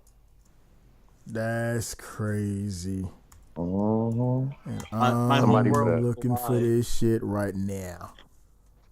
Yeah, Scarlett Johansson, deepfake, boy. Ooh. Oh man. You see what I mean, right? The motherfucking show is over. The show is over, bro. Yeah, hell no. Okay, let's get back on task. Oh shit! We could make the rest of the show about Scarlett Johansson deepfakes. Like, I'm good with that. Oh my god, I'm looking at these shits right now. This is everybody listening. You need to check out these you need to get up on these deep fakes. If you're on these deep fakes, you need to get up on these deep fakes like right now. This is the new shit right here. This is the new shit. Going through a dry spell, deep fakes it. They got Emma Watson on this joint. All I need is what's your girl name? Megan Good. Oh yeah. Megan Good. Wait, one more. No. This is I've been waiting for this for a long time. What's her name? Fucking Rihanna. God. No. Fuck Rihanna, bro. This is what's her name? She was in. Like to. Yes, I would love to. Oh yeah, no doubt. She was in Black chick from Clueless. She had that show on fucking TV1. Stacey Dash. God damn it. All I need is a Stacey Dash deepfake. And it's on, bro. It's on. It's on. Mickey, you're a race traitor. Yeah, hey, you motherfuckers wouldn't probably never hear from me. Next time you hear from me, I'll be blind. I'll be fucking blind, and my fucking left, both arms would be in traction. You know what I'm saying? Like, what happened to you, Brave? Stacey Dash, Deepfakes.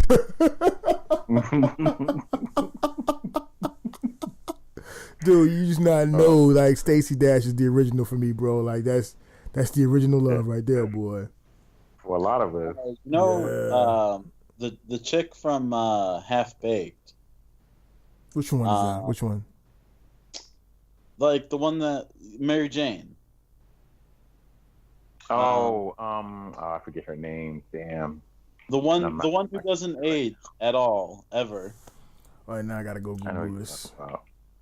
Like she was in The Craft, like she was in The Craft with the black. The young chick with the black hair, the crazy ass chick in The Craft. No, the black chick in The Craft. Like the black chick in The Craft. Yeah. Oh yeah. I know there was a black chick. Mary Jane in Half Baked. What's her name? It's like Rachel something. I forget her last name. Oh, Rachel True. Rachel True. Yeah. I'm looking at her right now. She does not age at all. Like she's aging now, bro. She's aging now.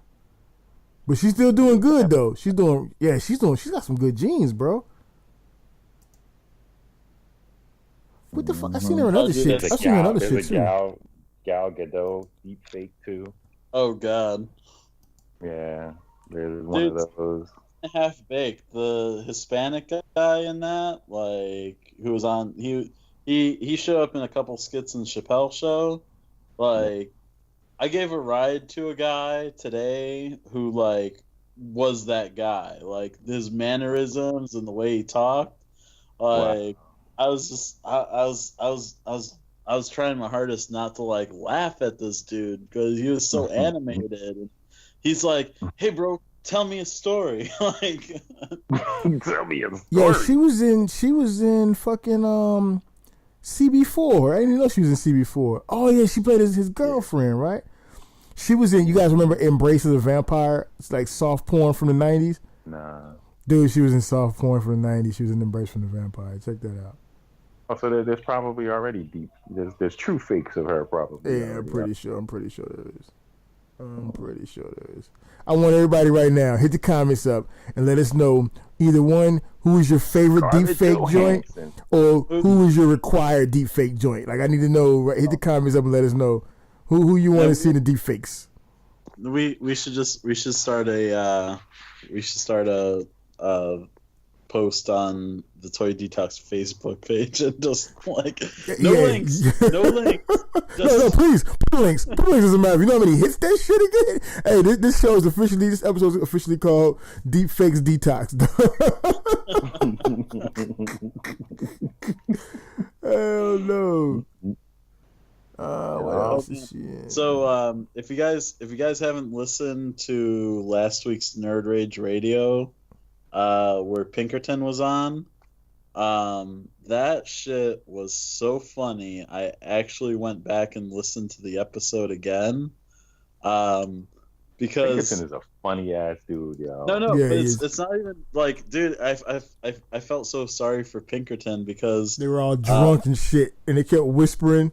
They're doing the Empire shit the whole time. They kept doing the dopest voice because Adam's daughter,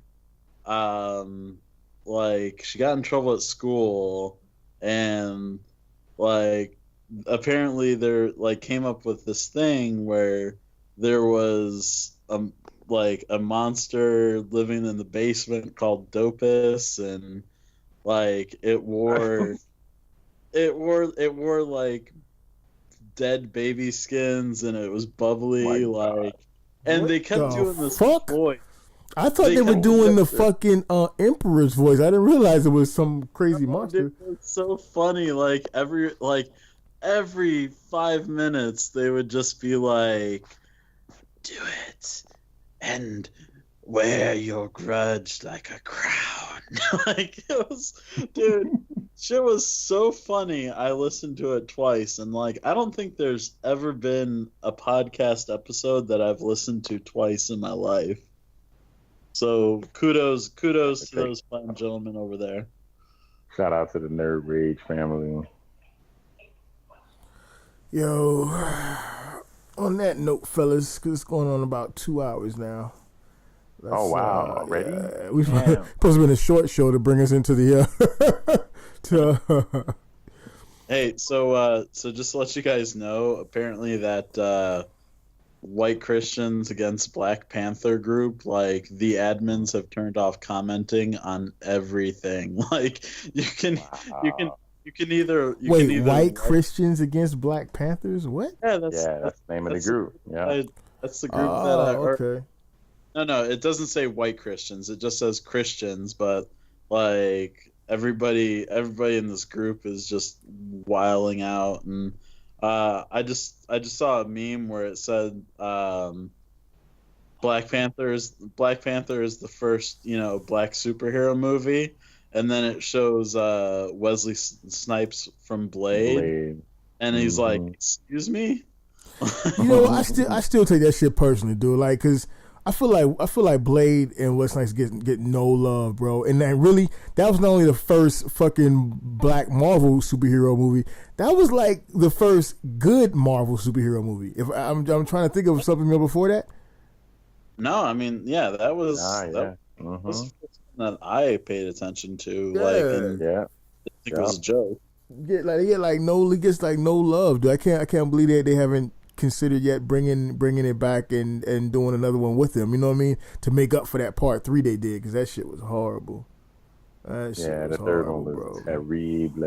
The second one was good, but the third one was just like, nah, son. Was the third one with Ryan Reynolds and like Jessica Biel? Yeah. Although I do have a thing for Jessica Biel. Jessica Biel Deepfakes. Yeah. Oh shit! Jessica Biel Deepfakes. Hey, you guys seen the? Speaking of Ryan Reynolds, you guys seen the? I know you guys saw the fucking new Deadpool trailer, right?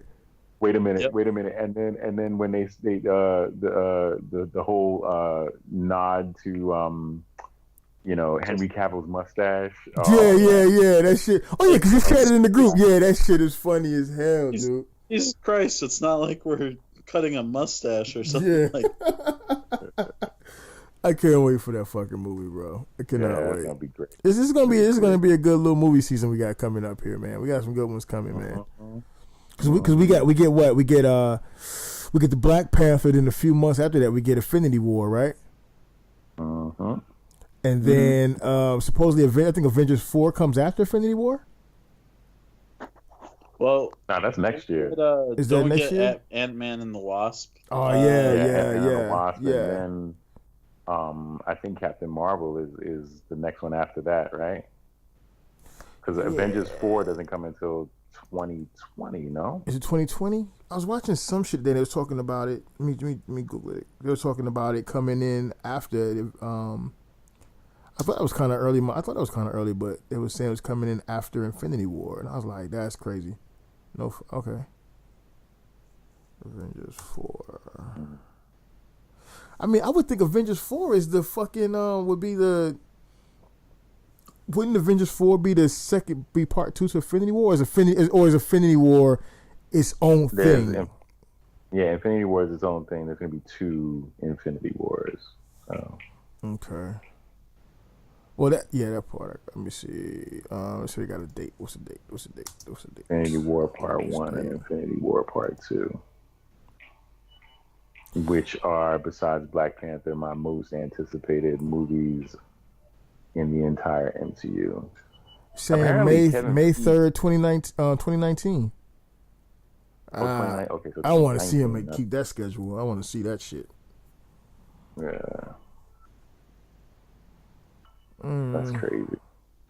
That's a lot of movies Marvel coming, bro. Just killing the game right now. Yeah. Marvel's like, DC who? Okay, everybody listening. So we were supposed to be doing like an hour episode, and then queuing you guys up for our Lost New Year's episode, but that's not going to happen now. So I think what I'll do instead is I'll break the New Year's episode up. I think we had like 3 really good conversations during that show. So I'll break it up and I'll release those over the course of next week, starting with the first part, possibly on Sunday. That way we don't step on all other shows' toes. Cause we got shows on Monday. Well, shit, the Realm guys got like a show every fucking night basically, but the major shows is Monday, Tuesday, and then we have our show, of course, on Thursday. We got SCU Friday. Yeah. So yeah, we'll drop it. We'll drop the first part on Sunday. Then we'll play it by ear from there. So that way we can get that, because that shit's got to get out at some point. How's that sounding, you guys? Sounds good job. Good. Good job. I just wanted to say thanks for listening, everybody, and please, if you get a chance, just check out sptigertechrobotics.com. Again, that's sptigertechrobotics.com. My daughter's doing a robotics thing, so it'd be nice if you guys could donate a little bit or spread the word. If you can't donate, every little bit helps. Happy birthday to my middle daughter, I guess. I have so many kids, I lose track. Zoe, she's 5 years old today on the, February 7th. It's February 8th now because we're after midnight. So happy 5th birthday to her. So yeah, that's it. And, go ahead, bro. Are you recording? Yeah, go ahead. Okay. Happy birthday to my little girl, Audrey, on February 9th. She will be turning 8 years old. And I wish she was a baby so I didn't have to deal with her attitude. Happy birthday. And them attitudes only get worse, bro. Them daughters, boy. Good God, them daughters. Mm-hmm. All right, so that's it. I think the show's over. You guys want to close? Anybody want to close this out? Spiros, you want to give it a go since Cody ain't here to fuck it up? Or was it Garrett that fucked it up? Huh? Yeah, I'll give it a go. All right. Thank you for joining us tonight on Toy Detox. Shout out to the Cool Table Network, a collection of like-minded individuals and podcasts featuring Nerd Rage Radio, Beer and Bolters 40K, 8 Weeks, Stasis Lock, Plastic Fanatics, Enter the Realm, the Realm of Collectors podcast, and also introducing Breaking the Mold, which is their new show there. And we have Building Up to It, which is a Lego-themed podcast. Fresh Communication, which is very cool. Check it out if you have the time and you like music. Also in the Cool Table, we have Toy Detox, Shattercast Uncut, and that is it, unless I'm forgetting somebody. Nope. Make sure you guys go and give the Toy Detox YouTube channel a subscribe and a like. We got to make that 1,000. Please go to the Show Us Your Toys group and join up and show us your collection, man. If you haven't already hit the Instagram, the Twitter, and the Facebook page for likes, please do that. We would much appreciate it. And thank you guys very much for tuning in. Shout out to the other savages who couldn't be here tonight. Tyler has been thrown in a bag and drug off to Philly by Kanye West. Yeezy wants some of his shoes back, apparently. Cody got knocked out by somebody for tattooing a pink Decepticon symbol on their left ass cheek. I think they took issue with that or somehow. There's some story about that. I don't know what happened with that. And I hear that Lenny may be getting married. I'm not sure what's going on. We haven't heard from Lenny in so long. So he's either getting married or he's strapped to a bed frame somewhere, having his knees broken. And of course, Garrett is always with us. He may be behind you right now. Hey, thank you guys for being on tonight. Hey, thank you guys for listening, guys.